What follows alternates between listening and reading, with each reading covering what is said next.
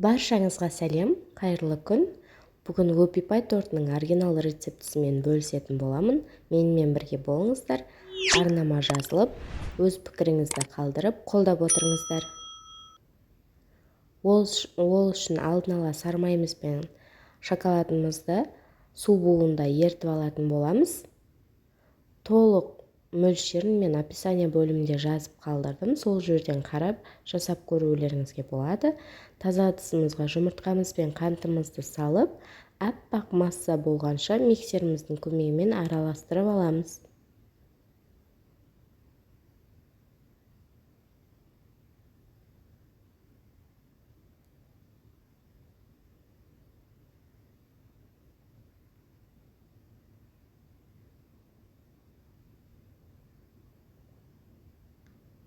Содан соң жаңағы ертіп алған сармайымыз бен шоколадымызды шамалы суытып, дәл осы массамызға құятын боламыз. Құйған сәттен миксерлеу қажет, өйткені жұмыртқамыз пісіп қалмауы керек.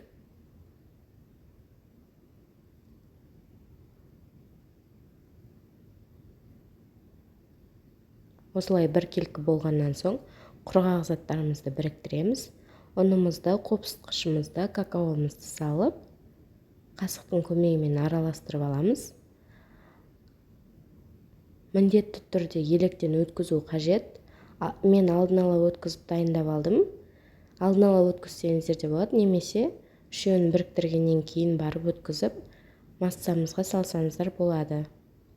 Ұнымызды бірден салып жүрмейміз, аз-аз мөлшерден салып, миксерлеп алатын боламыз.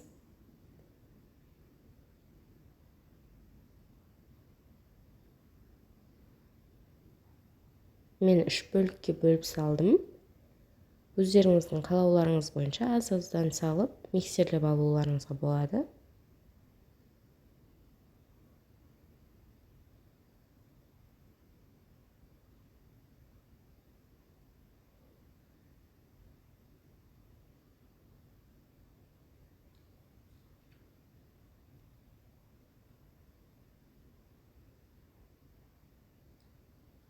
Бізде дәл осындай масса дайын болып шығады.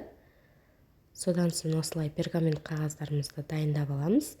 Мен 26 сантиметрлік форма қолдандым. Дәл осылай мен жасағандай етіп формамызға бір кигізіп алсақ, сонда бізде дөңгелек болып, осылай болып дайын болып шығады. Немесе дәл осы форманы қойып, қаламның көмегімен сызып, домалақ сызып дайындап алсаңыздар болады.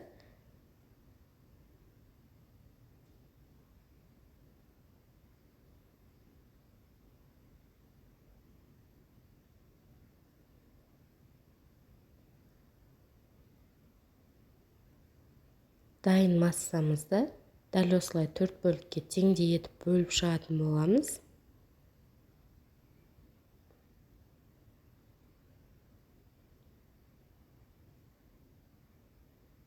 Лопатканың немесе қасықтың көмегімен дәл осылай жаңағы сызып алған дөңгелегімізбен бірдей етіп жайып шығамыз.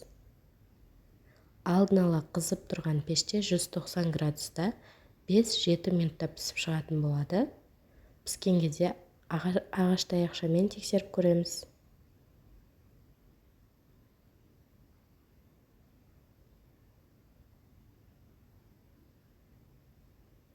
Ал енді кремін дайындайтын боламыз. Стивкиімізді миксерлеп аламыз. Кішкене 2-3 минутта миксерлейміз.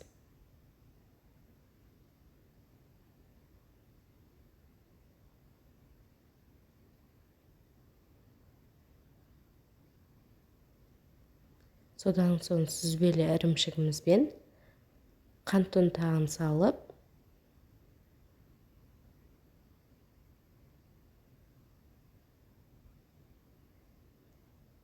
жақсылап миксерлейміз.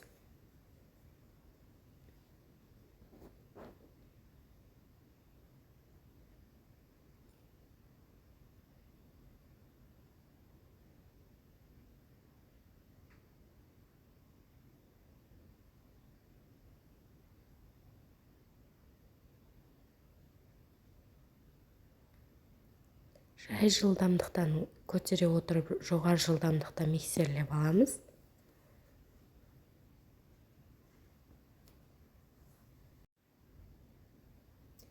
Креміміз жаймен қоюлана бастайды, бірден қоюланбайды.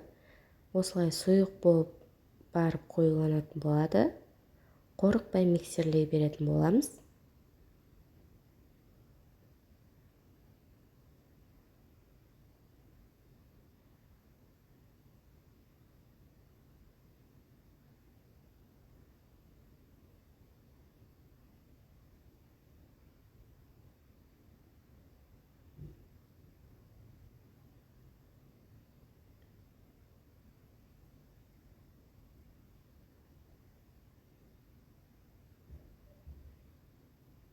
Мінекей біздің креміміз қоюлана бастады.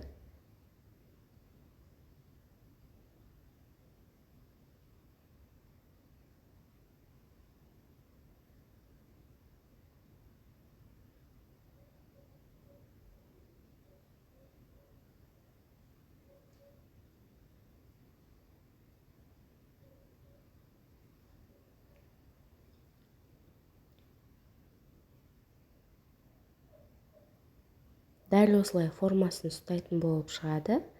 Содан соң қапшығымызға осындай вупипайдың формасын салып, дәл осылай орап қоятын боламыз. Сол кезде креміңіз ағып кетпейтін болады. Барлығы бірдей болып шығады. Осылай қапшығымызға кремімізді салып, тортымызды құрастыратын боламыз. Өте дәмді болып шығады. Дәл осы рецептпен жасап көруге кеңес беремін.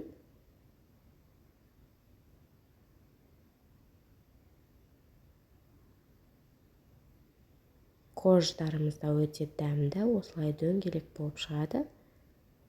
Осылай кремімізді осылай етіп жасап аламыз. Шариктерін біркелкі етіп жасауға тырысатын боламыз. Біркелкі етіп жасасаңыздар, тортымыз керемет болып көрінетін болады.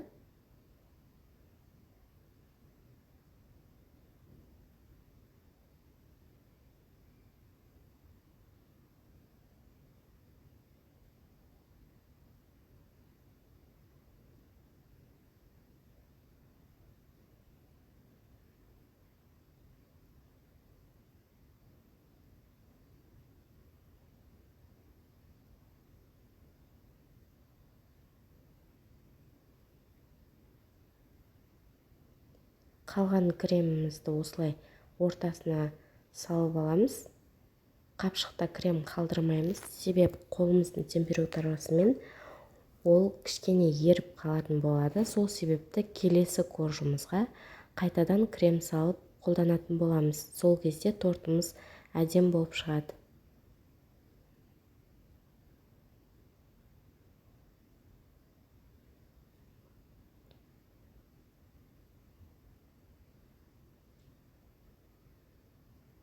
Дәл осылай тортымызды құрастырып жалғастыратын боламыз.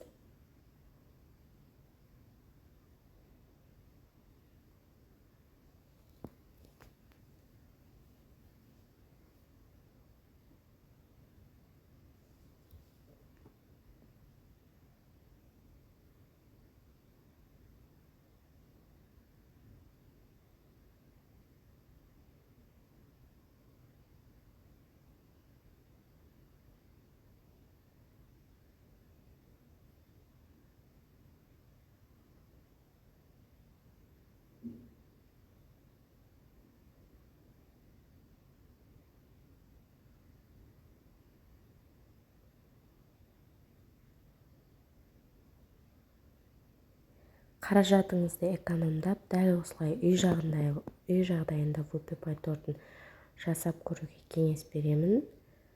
Жасалу жолы оңай, бір жасағаннан шығады. Дәмі ұнарына сенімдімін.